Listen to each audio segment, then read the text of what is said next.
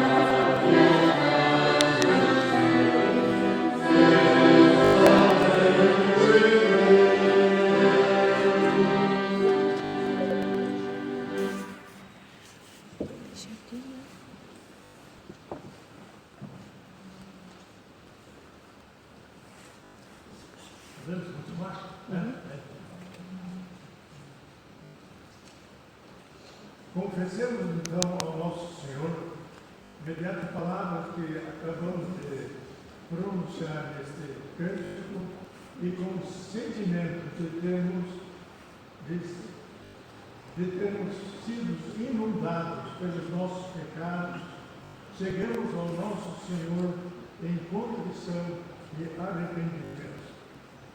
Nosso Pai Celestial, muito obrigado, Senhor, também, porque Tu nos tens levado em consideração as nossas falhas, os nossos maus desígnios,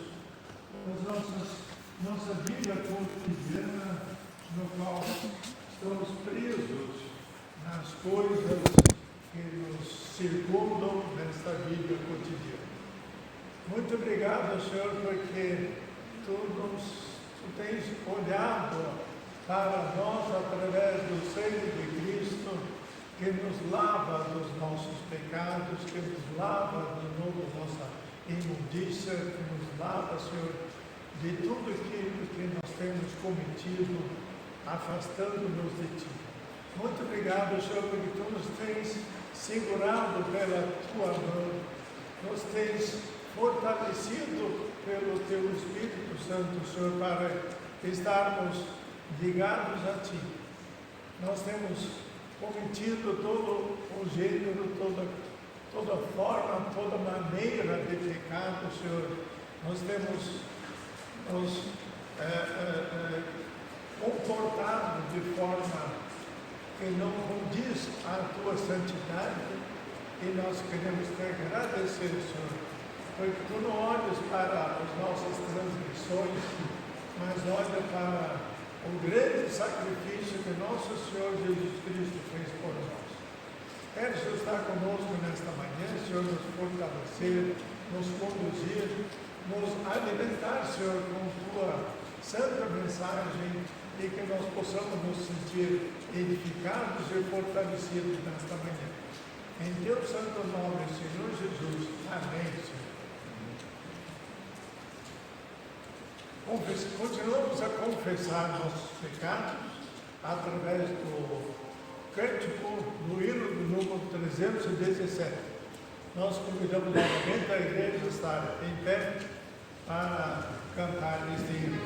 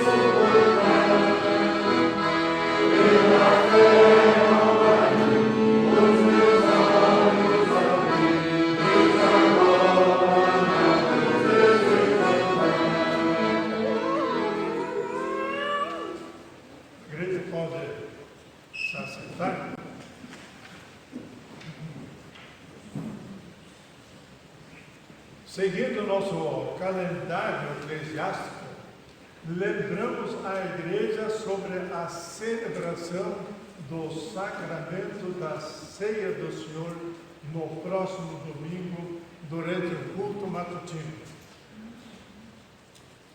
Para atestar esta instituição desse sacramento, bem como a forma do nosso preparo para este evento, passemos a ler o texto contido na primeira carta aos Coríntios, do capítulo 11, dos versículos 23 a 29.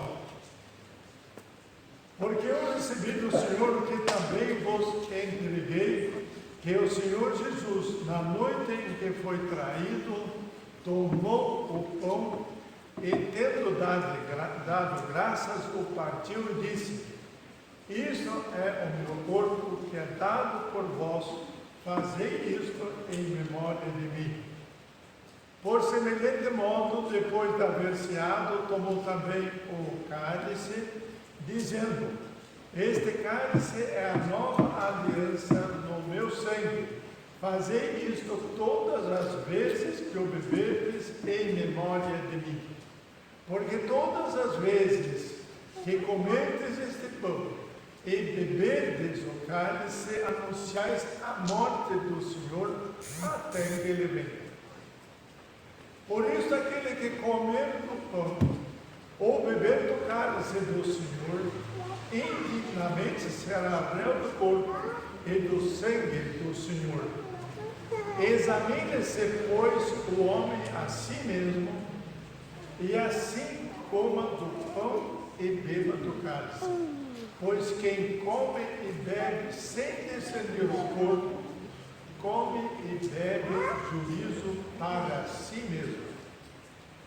Na participação da ceia do Senhor, convidamos todos os membros professos dessa igreja, bem como todos aqueles que se encontram de forma regular e professaram sua fé em qualquer outra igreja que anuncia a morte do Senhor Jesus Cristo em resgate aos pecadores arrependidos. Dessa forma, cada um passe a examinar a si mesmo e, mediante arrependimento de seus maus desígnios, convidamos a igreja a participar da celebração da Santa Ceia do Senhor no próximo domingo. Temos o grande privilégio de podermos lembrar com gratidão em nossos corações a entrega que o nosso Senhor Jesus Cristo fez de si mesmo e espontaneamente para nossa redenção. Portanto, estejamos nos preparando em recordar de que Ele levou nossas faltas àquela horrenda cruz. Foi mediante aquele sacrifício que podemos celebrar este momento tão solene de ceia do Senhor. E com alegria em nossos corações participemos, lembrando a obra redentora de nosso Senhor e Salvador Jesus Cristo. Então, para o próximo domingo, vamos ter esse momento de Santa Ceia no Senhor. Passemos agora a palavra para a Zuleide, que vai trazer a mensagem tanto para adultos como para as crianças.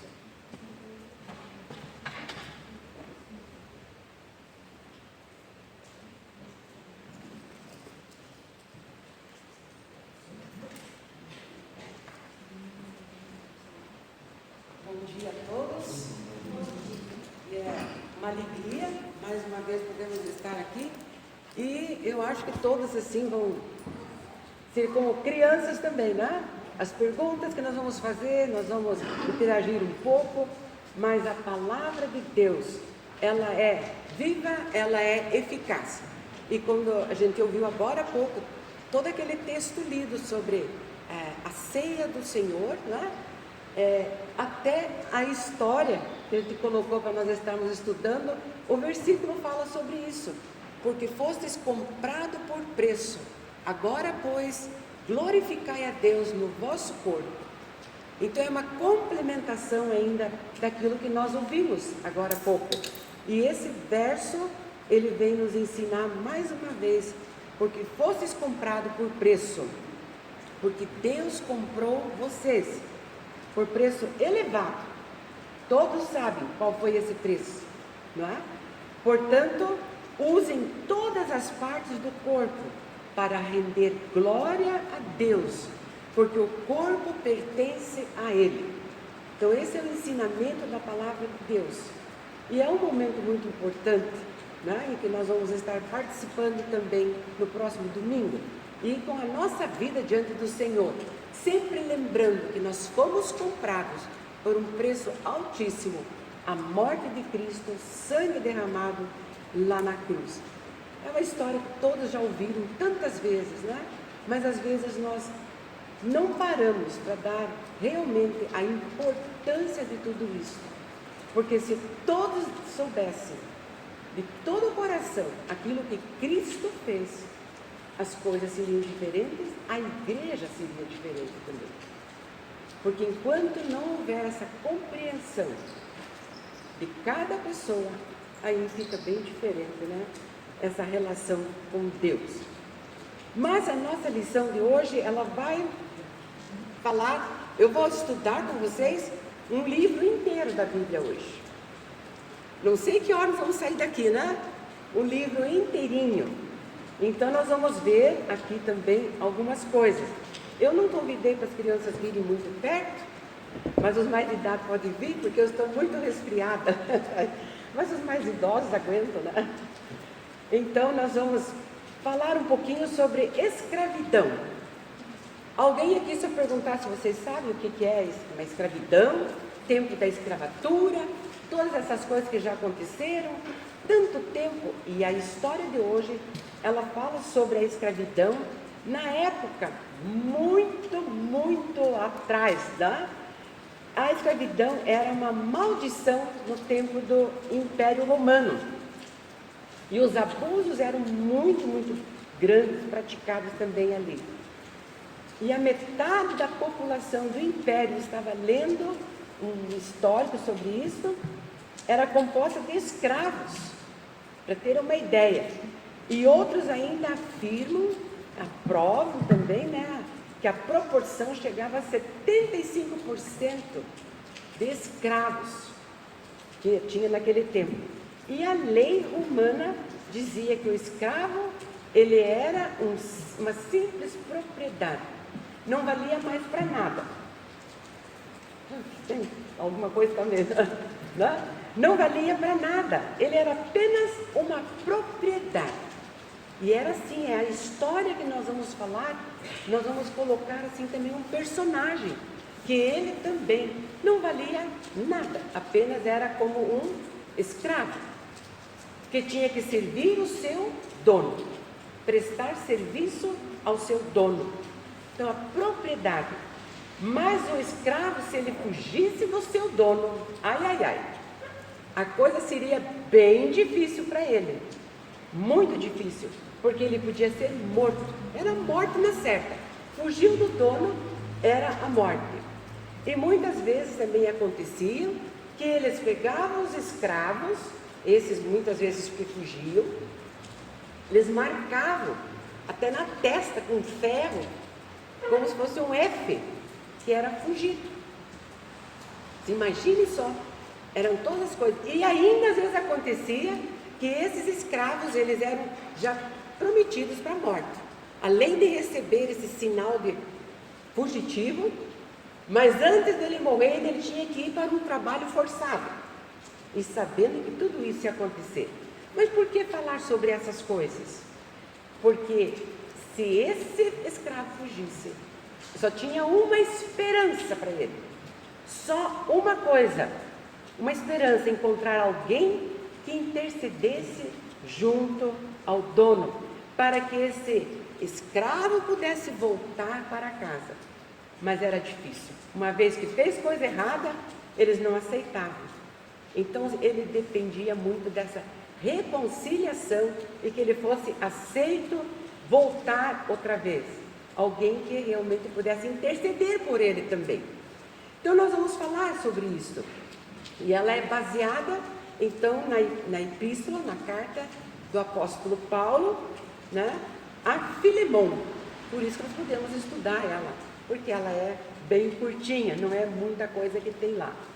Então, quem era Filemon? Vamos primeiro nos localizar. Quem era Filemon? Filemon, ele era um crente e membro da igreja de Colossos. Filemon, ele conseguiu aprender e aceitar a Jesus, foi através do apóstolo Paulo. O apóstolo Paulo que foi aquele que levou ele ao caminho do Senhor. Tá? Então, só para a gente ter ideia. E junto com Filemon, então, nós vamos ver esse escravo. Esse escravo que ele foi colocado um nome de Onésimo.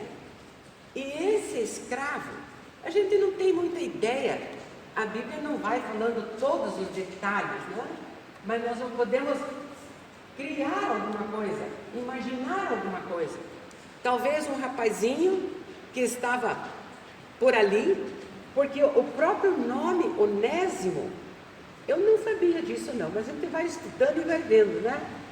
Um comentarista bíblico, ele diz que Onésimo era um nome comum para escravos, que eram achados, muitas vezes achado com as inscrições, parcialmente porque um escravo sem nome recebia esse nome como identificação de Onésimo.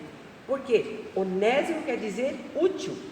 E assim eles achavam que, ficando com um escravo assim, que eles pudessem tê-lo, que o nome pudesse ajudar, e que o nome fizesse esse escravo útil. Então eles acreditavam nisso também. Por isso que ele recebeu o nome de Onésimo, e podia ter muitos Onésimos lá. E nós vamos ver que hoje também existem muitos Onésimos nas nossas igrejas. E vamos ver por quê, né? Então, era a história que conta que, então, esse menino, esse rapazinho, começou a trabalhar na casa de Filemão. Não se sabe direito, mas eu creio que como Filemão era realmente um filho de Deus, um amado de Deus, então o próprio Filemão, com o seu testemunho, até Onésimo podia já estar aprendendo alguma coisa. A mesma coisa com a história de Ruth. Quem não conhece a história de Ruth, né? Quando Noemi então vai voltar para sua terra, ela quer voltar, porque todo o tempo que ela esteve lá em Moabe, ela foi falando sobre Deus. Por isso que ela também disse: onde tu fores eu irei, o teu povo será o meu povo e o teu Deus será o meu Deus. Porque todo o tempo que ela esteve lá, Noemi, ela foi falando também. Então é o testemunho. E eu acredito também que Filemão deve ter falado alguma coisa. Mas nem sempre o nome condiz com aquilo que a pessoa é. Às vezes não dá certo, né? Mas o que vai acontecer? Onésimo, não se sabe por quê, não temos a ideia do que era. A gente pode só saber que numa noite lá qualquer, ele já estava trabalhando um bom tempo e ele inventa de fugir do patrão, fugir do seu dono. Mas não é só o fugir. Provavelmente, no início, se nós vamos ler aqui na palavra de Deus sobre Filemão e Onésimo, a gente não vê que diz assim que ele levou alguma coisa junto, que ele roubou alguma coisa junto. Mas lá mais no final da história nós vamos perceber, porque o próprio apóstolo Paulo menciona alguma coisa. Então ele foge, leva lá a sua sacolada, leva a sua mochila, provavelmente deve ter levado também pertences do seu dono, porque ele precisava também de poder se manter. E para onde que ele foi? Para onde que ele ia? Para Roma. Gente, Colossos até Roma é muito longe.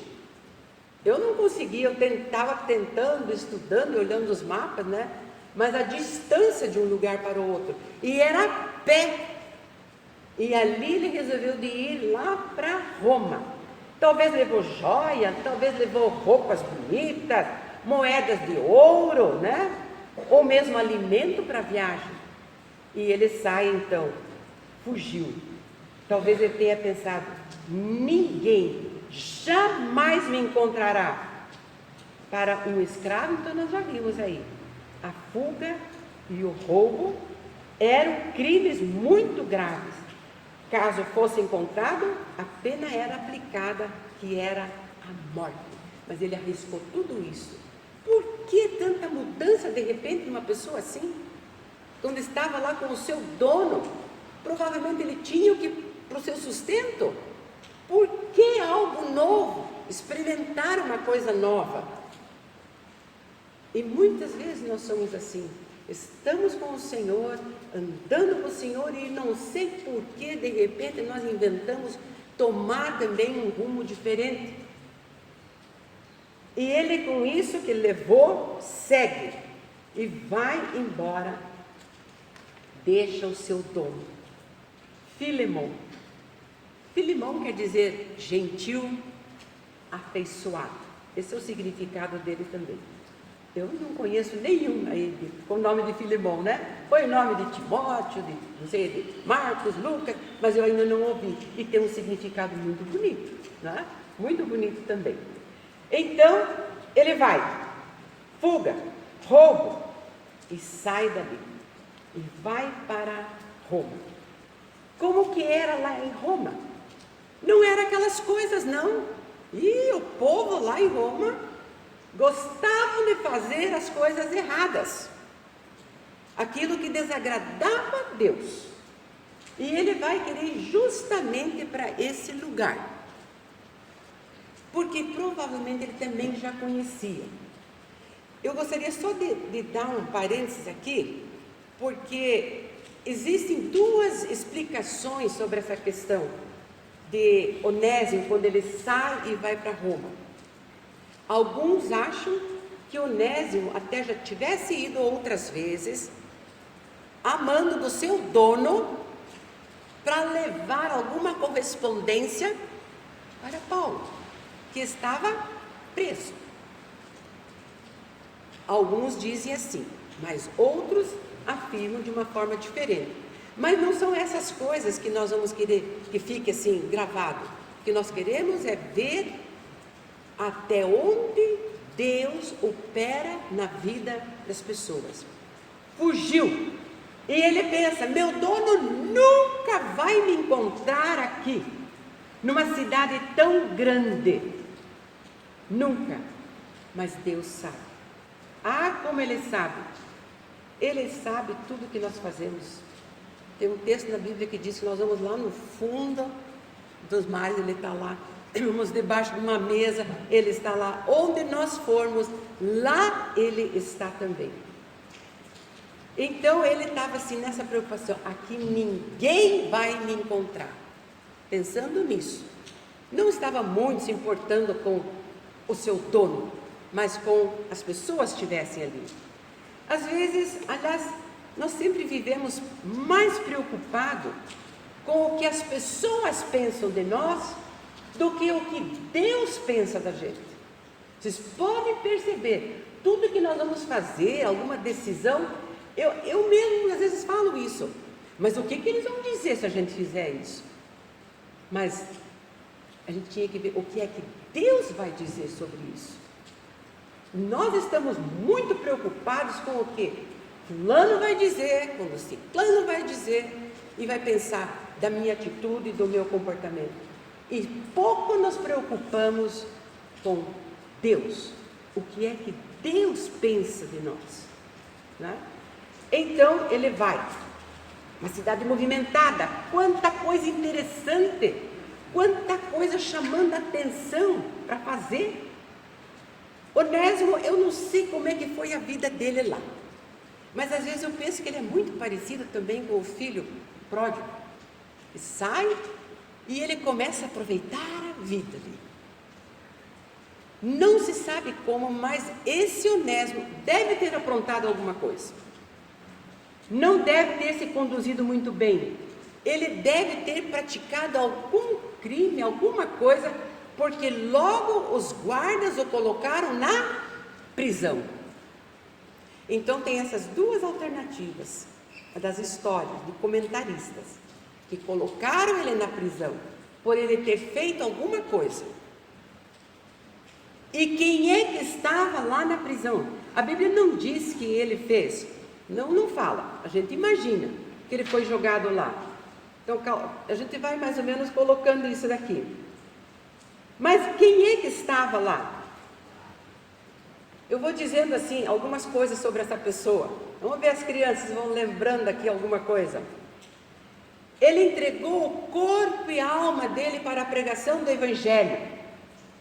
Foi preso, foi rejeitado, foi apedrejado, preso outra vez, foi enxotado de Bereia, foi chamado de tagarela.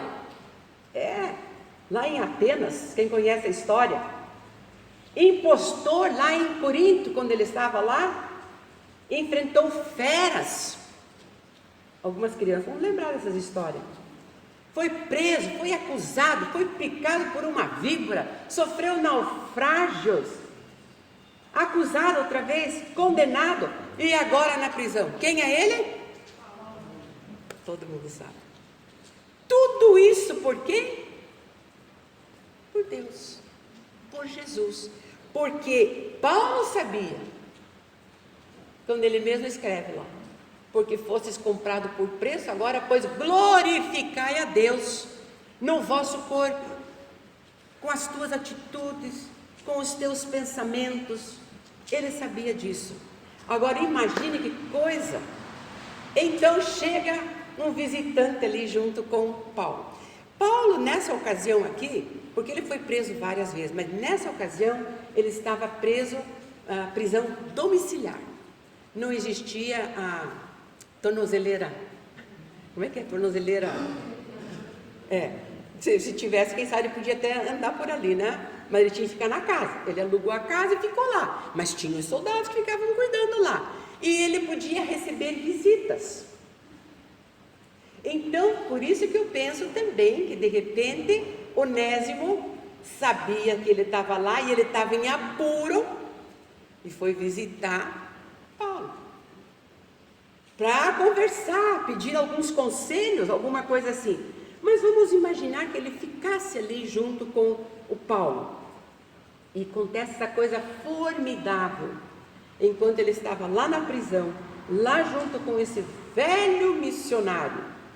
Ele mesmo coloca lá no texto, né? O velho, o embaixador, ele é o apóstolo, mas ele nem falou que ele é apóstolo, né?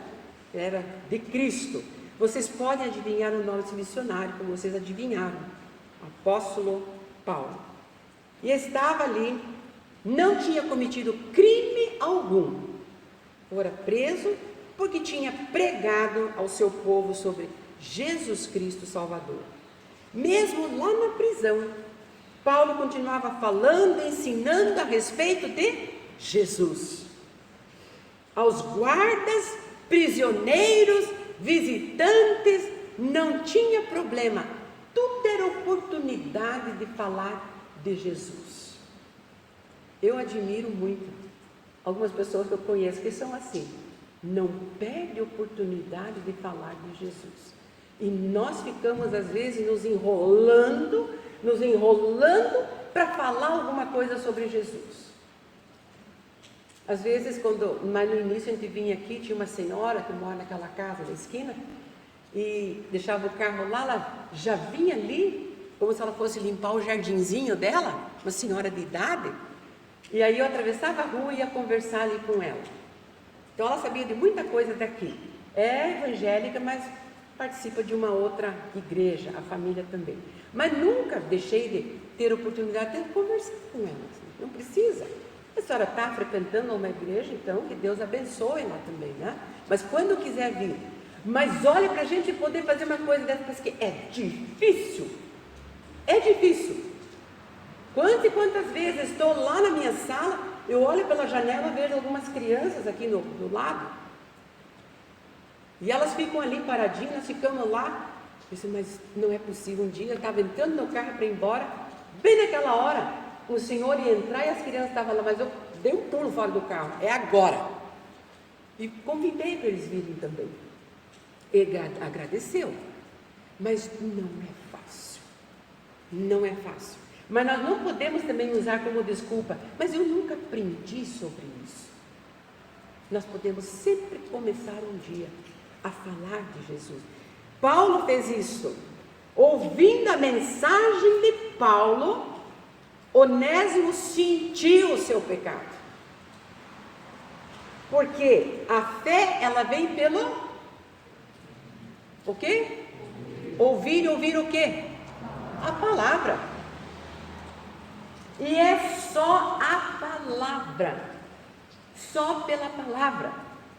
Muitas e muitas igrejas hoje estão usando um monte de outros meios para querer trazer as pessoas para a casa do Senhor. Não vai dar certo, porque essas coisas acabam, mas a palavra ela permanece para sempre. Então é isso que a gente tem que estar sempre ensinando, a palavra. Um monte de artifícios, um monte de coisas para conseguir, não é por aí. Não é por aí. A base é Jesus, é a palavra. Quando a pessoa entender a palavra, ter essa base, ela vai ser fortalecida em Cristo. Mas se ela vai querendo construir a sua vida por cima de outras coisas, não vai dar certo. E ele ouve, e ele aceita esse evangelho, sentiu o seu pecado, compreendeu também que a fuga e o roubo eram pecados. E ele lembrou de outros pecados cometidos também. E Onésimo então reconheceu então que ele realmente precisava de conhecer mais a respeito de Deus. E todo dia que você ler a palavra, olha uma coisa certa. Todo dia você aprende uma coisa sobre Deus. Mas como assim? Aprende. E a palavra de Deus, ela não acaba nunca para você estar aprendendo. Eu posso estar falando sobre esse texto, mas pode num outro domingo o pastor falar sobre esse mesmo texto e ele vai tirar outras lições. E amanhã depois vem mais uma pessoa que pode usar o mesmo texto e vai tirar outras lições. Ensino da palavra de Deus. Mas Onésimo então, ele procura e ele quer conhecer mais e mais sobre Deus. Mensagem. Reconheceu que não fora somente contra seu dono que ele havia pecado. Agora ele aprendeu uma grande lição. Não foi só contra o meu dono que eu cometi o pecado. Não, mas que realmente pecara contra Deus. É uma outra coisa que a gente parece que não presta atenção nisso. Todo o erro que nós cometemos aqui contra alguém, a gente pensa que está fazendo só para aquela pessoa? Não. É para Deus, é para Ele também. Deus é santo, odeia o pecado. E Onésimo agora sentia-se culpado e estava realmente triste pelo que tinha feito. E Paulo começou a falar sobre o Evangelho, sobre a redenção, sobre a morte de Cristo. E ele começou a se deliciar nisto. Paulo disse que Jesus tinha ressuscitado dos mortos para dar a ele também a vida eterna. E eu acho que ele queria cada vez mais. Fala mais, conta mais, não é? É que nem criança que gosta, a gente está contando as histórias, aí eu sempre paro num capítulo, num outro. Não, mais um pouquinho, não é? Mais um pouquinho. Domingo que vem vamos ver mais um pouco. E assim vai, ele tinha alegremente o escravo rendeu-se a Cristo. E ali mesmo, na prisão, ele convida Jesus para fazer parte da vida dele. E ficou muito alegre ao saber que agora a sua grande dívida de pecado estava completamente perdoada por Cristo Jesus. Onésimo tornou-se um cristão e naturalmente queria que a sua vida agradasse e glorificasse a Deus. Então ele entendeu que não é só ter Jesus e dizer, eu creio que Jesus morreu por mim, eu creio que Ele é meu Salvador, ouvir só, mas ele aprendeu uma outra coisa, que ele tinha que glorificar, agradar, fazer algo também.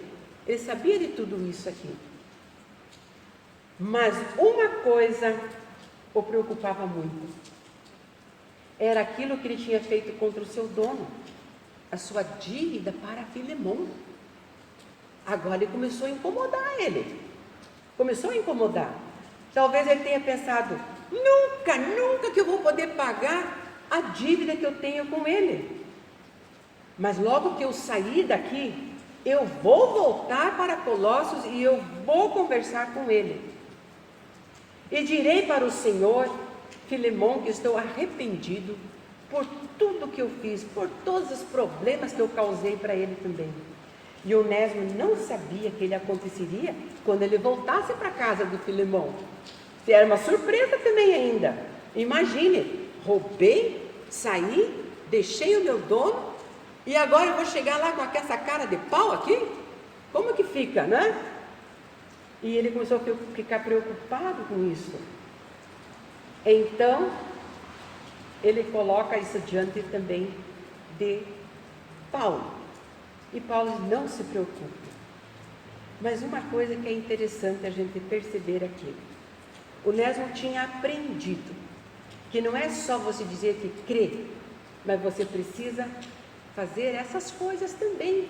A reconciliação com as pessoas. A Bíblia está muito cheia dessa recomendação. É o que Paulo estava ensinando para Onésimo, era o seguinte: de nada você adianta apresentar ofertas a Deus se o nosso coração às vezes é um poço de inveja, de ressentimentos, de mágoas. Não adianta. A nossa relação com Deus não estará certa se a nossa relação com os irmãos estiver quebrada. Eu fico muito triste quando muitas vezes, quando nós conversamos às vezes com irmãos e falam, mas eu não perdoo o que a pessoa fez para mim. Aí, mas não é esse o ensinamento de Deus, porque Ele perdoou tudo lá na cruz sobre você também.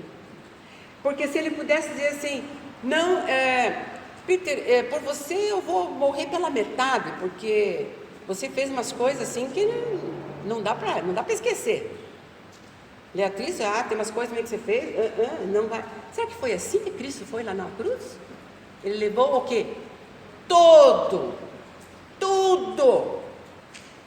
E nós ficamos assim, mas eu não perdoo. Não perdoo.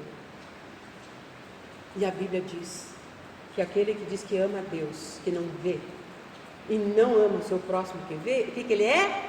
Um mentiroso. Esse não é o Evangelho de Deus. Não é. Nossa relação com Deus não estará certa se a nossa relação com os irmãos estiver quebrada. Por isso também, quando foi lido já o texto, domingo que vem nós temos a ceia. Examina-se, pois, o homem a si mesmo. Vê se tem alguma pendência aí. Onésimo, ele já percebeu, assim que ele começou a sentir Deus em sua vida, o Espírito Santo já disse, e aquele negócio lá que vai ter que resolver agora? Verdade. É verdade, eu preciso resolver isso daí. Então nós precisamos. Deus não aceita ofertas provenientes de um coração que não é reto diante dele, cheio de mágoas, de ressentimento. Chegar diante do Senhor, diante do altar de Deus, você precisa resolver essas pendências tuas aí. Antes da nossa oferta ser aceita, nossa vida tem que ser aceitável diante do Senhor.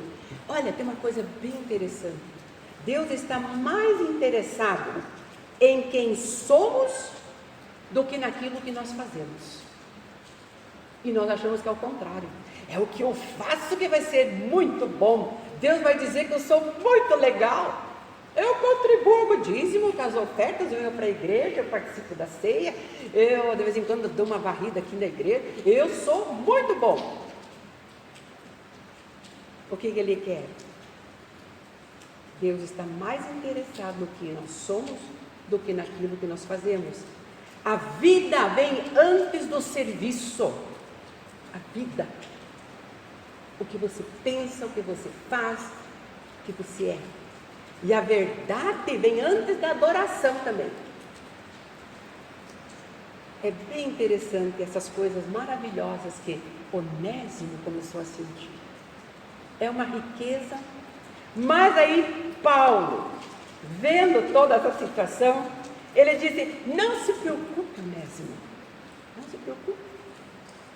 Posso escrever uma carta a Filemão sobre o seu caso, porque eu conheço Filemão muito bem, já falamos no início. Eu contei para ele também sobre o Senhor Jesus, assim como contei para você. E Filemão é um crente. Se ele for um crente de verdade, você vai chegar lá e ele vai te perdoar, porque ele sabe o significado do perdão. Uma carta importante que nós encontramos hoje na Bíblia, né? A carta que Paulo escreveu. Então ele disse: não se preocupe, eu vou mandar você, quando for embora daqui, com essa carta importante. O apóstolo, idoso e talvez parcialmente cego, poucas vezes escrevia cartas com a sua própria mão. E ainda às vezes conseguia fazer até com letras grandes. Diz lá em Gálatas, ele fala: eu vou escrever, mas veja como eu preciso fazer letras grandes. Mas não medir esforços. Você vai levar essa carta junto, quando você chegar lá, como fosse uma promissória. Como fosse uma promissória mesmo. Escrever a carta pelo próprio punho. De acordo com a lei romana, então, uma pessoa somente podia assumir a dívida de outra mediante um contrato escrito.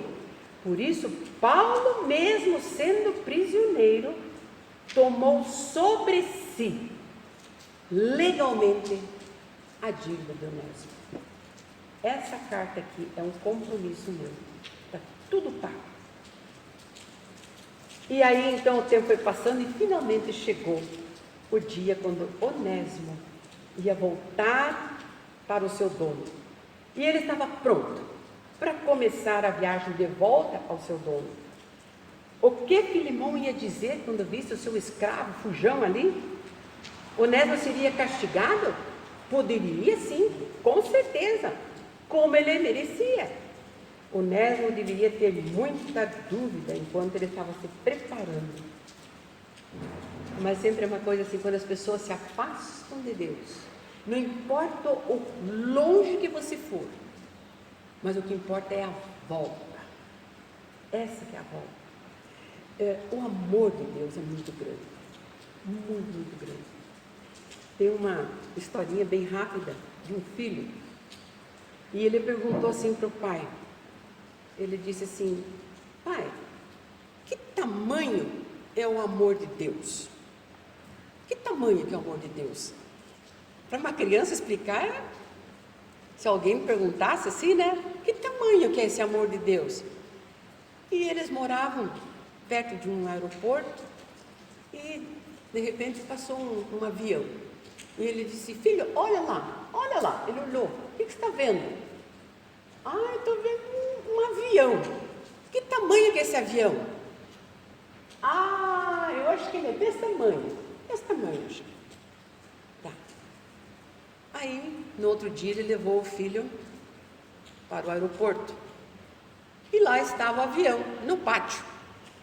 Aí ele chega lá e disse: que tamanho é esse avião, filho? Nossa, ele é grandão! Assim é a nossa relação com Deus. Quanto mais longe você estiver de Deus, tão pequeno ele é. Quanto mais perto você está com a relação com Deus, tão grande ele é. É um exemplo assim que para mim marcou muito sempre. E o tempo então vai passando. Agora ele vai na viagem, cansativo. Finalmente chega em Colossos e vai à casa de Filemão. Sem dúvida, gente, não é fácil quando você precisa resolver as coisas que estão lá na pendência. Chegar para alguém é difícil, não é fácil. Roubar, mentir, tem as consequências. Crianças, agora, presta atenção aqui, uma coisa que aconteceu comigo, quando eu tinha, acho que, a idade da Isabel. Quando terminava a aula, a criançada toda ia no quadro e pegava uns toquinhos de giz. E a gente levava para casa. E eu amava brincar de professora. Tem muita menina que gosta, né? Chegava em casa e tinha os gizinhos. Passou um tempo, eu sempre pegava um pedaço do giz. E a minha mãe chegou e disse assim: da onde que você consegue esses giz? Porque eu nunca comprei giz para você. Ah, não, é que lá na escola, lá, tem giz lá, e daí a gente pegou. Como que você pega o giz lá da escola? Mas todo mundo pega giz da escola. Eu não quero saber o que todo mundo faz. Eu quero saber de você. Não quero mais saber esse negócio de giz. E aí, por cima ainda, levei uma baita de uma surra. Porque eu tinha roubado, e era verdade. Eu levava sem pedir. Aí ela disse: então, está resolvido. Levei uma baita de uma surra, está resolvido. No outro dia, ela disse assim: vai se arrumar, você vai comigo lá no colégio. Vai fazer o que lá? Eu comprei uma caixa de giz e você vai devolver para a madre superiora lá, da diretora. Eu ir lá na escola, devolver o giz, foi pior do que a surra que eu levei. E eu tinha que ir lá no colégio, lá apertar a campainha, a madre superiora chegou ali e ela disse: boa tarde, não sei. E eu disse: minha nossa, e agora? Daí, pois não, falou para minha mãe: tudo bem? Não, minha filha tem uma coisa para contar para a senhora. E eu: o que eu vou falar? Eu quero pedir perdão, porque eu roubei o giz da escola faz um bom tempo. E eu quero devolver essa caixa aqui de giz. Nossa, aquilo foi horrível. Horrível. Mas foi uma lição. Foi uma lição. Não é só, você roubou, vai levar uma surra e está acabado. Não, você vai resolver aquilo que você fez. Não é deixar as coisas assim, na moita. E assim os pais têm que fazer também com os filhos. Errou, agora você vai lá. Vai pedir desculpa para o fulano. Vai até lá. E ele chega. Quando ele chega na casa, eu fico pensando assim: e agora? Então, ele disse: você tem coragem de chegar aqui na minha casa ainda? Mas Onésimo, na hora, acho que nem eu. Tá. O que ele disse? Eu tenho uma recomendação. Uma carta para o senhor. E Filemão, então, pega, olha a carta. Para, Filemão? Quem está mandando para mim? Paulo? Paulo? O que você tem a ver com Paulo? Com certeza o Paulo não sabe que tipo de gente que você é. Mas aí ele vai começando a ler e vai contando lá, para saber as notícias. Paulo então começou a dizer, tinha escrito a Filemão: se algum dano te fez, ou se ele deve alguma coisa para você, Filemão, lança tudo na minha conta. Eu, Paulo, pagarei. Estão entendendo? Filemão deveria cobrar de Paulo todos os crimes que Onésimo tinha praticado. E o apóstolo prometeu pagar tudo que o escravo estava devendo. E Onésimo podia considerar a sua conta paga. Paulo também disse na carta que Filemão devia lembrar-se que Onésimo agora era um irmão. Se vocês em casa, se os pais puderem ler com as crianças lá, esse texto aqui, ele vai dizendo lá: se eu sou verdadeiramente seu amigo, dê-lhe a mesma acolhida que me daria se eu estivesse lá. Olha para Onésimo, é como se estivesse olhando para mim, Paulo, teu amigo. Olha assim. E ele diz: eu pagarei, eu garanto. Escrevi-lhe esta carta porque estou persuadido de que você fará o que eu estou pedindo. E eu acho que você vai fazer até mais. Sabe o que era esse mais que ele queria que Filemão fizesse? Que pagasse tudo também, que ele não fosse mais escravo dele.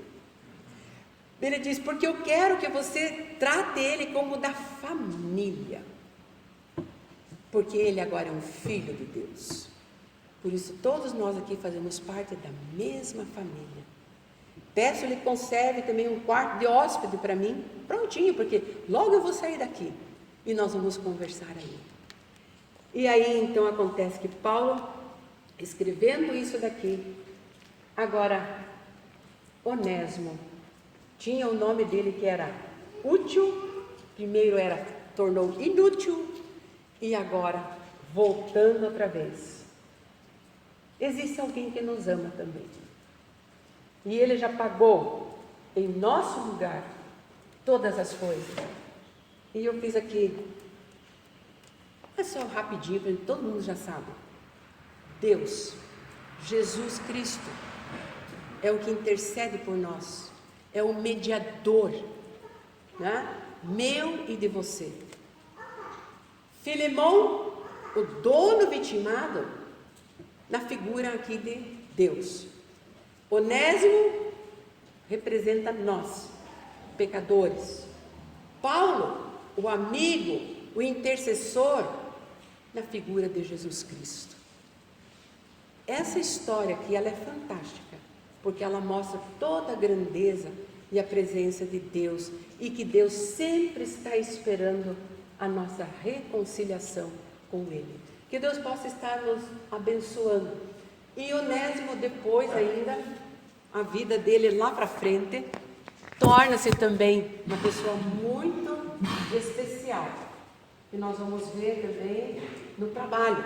Lá no outro livro da Bíblia, nós vamos ver o nome dele outra vez. Mas ele realmente entendeu e resolveu toda a situação dele. Então, quando nós temos coisas para resolver, nós precisamos realmente estar até lá. E diz, examine-se o homem a si mesmo. Vê se tem algum caminho errado. Vê se tem alguma coisa errada. Alguma mágoa. Dê mal com esse, dê mal com aquele. Briga com esse. Não adianta você querer vir oferecer as coisas a Deus. Você precisa também tomar conta de tudo isso. Mas lembrando, né, que Deus está sempre pronto para te ajudar nessa tarefa. Não é fácil você chegar diante da pessoa que te magoou ou que ela magoou e conversar. É difícil, é muito difícil. Mas quando acontece é um alívio que vocês nem podem imaginar. Porque Ele dá esse alívio para nós. Que Deus nos abençoe. Amém?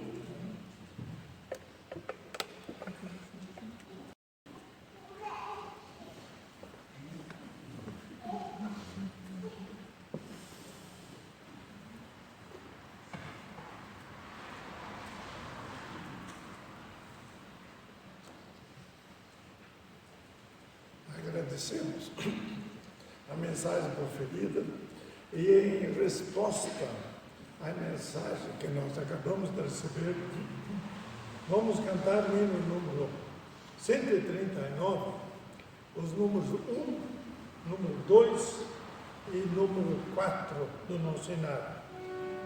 Pedimos que todos reflitam sobre este conteúdo e cantando essas palavras que estão neste hino, completem o raciocínio desta mensagem.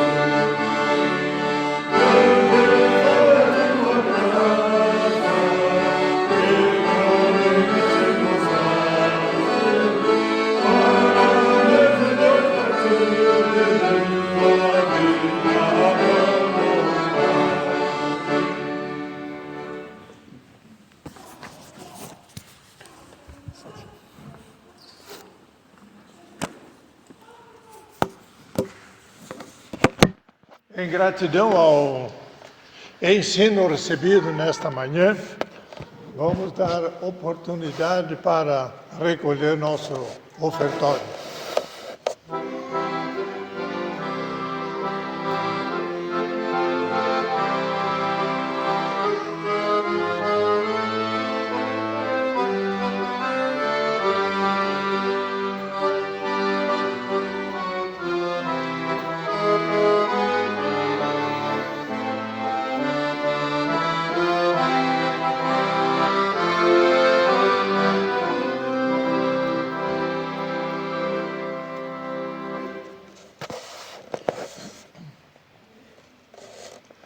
A tradição declara que esse onésimo, da qual Zuleide comentou e ensinou, a tradição nos ensina que ele recebeu a libertação e mais tarde parece e ensina que ele passou a ser bispo na igreja de Bereia. Vemos com isto que ele foi iluminado pelo Espírito, foi iluminado pelo Evangelho, foi iluminado pelo trabalho do apóstolo Paulo e que passou a ser luz para toda a sua igreja. E mediante este sentimento de sermos luz, vamos cantar então do hino número 256 e vamos cantar este hino em pé, encerrando assim este culto nesta tarde, nesta manhã, e vamos depois encerrar com oração.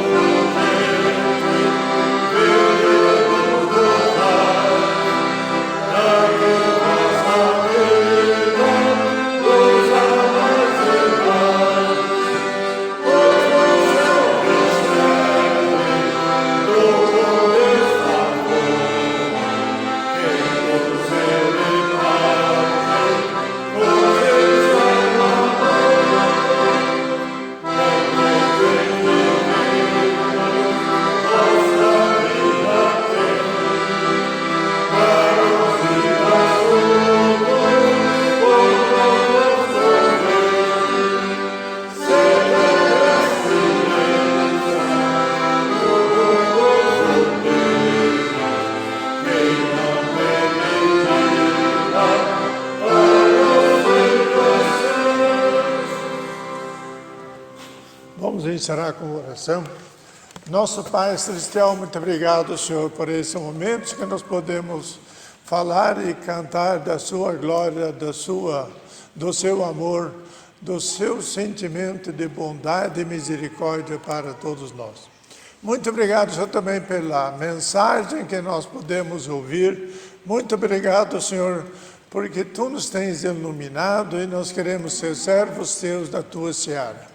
Conduza, assim, cada um de nós para a sua casa, para os seus lares, e faça, Senhor, com que continuamente Tua luz possa iluminar a todos aqueles que proclamam o Teu santo nome, e que possamos ser luz, Senhor, para todos aqueles que andam em trevas.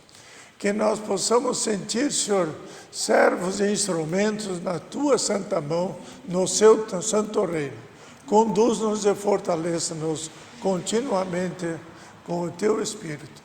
Em Teu nome, Senhor Jesus. Amém, Senhor. Amém,